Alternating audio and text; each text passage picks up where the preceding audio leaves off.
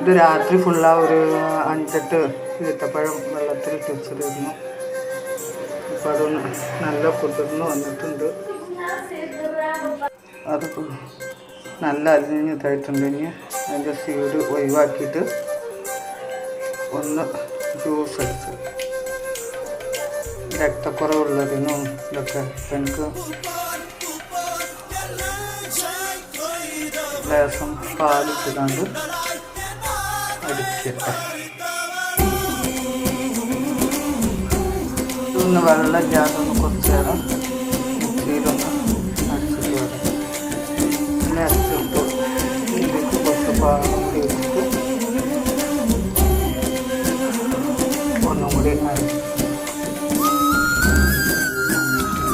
നമ്മുടെ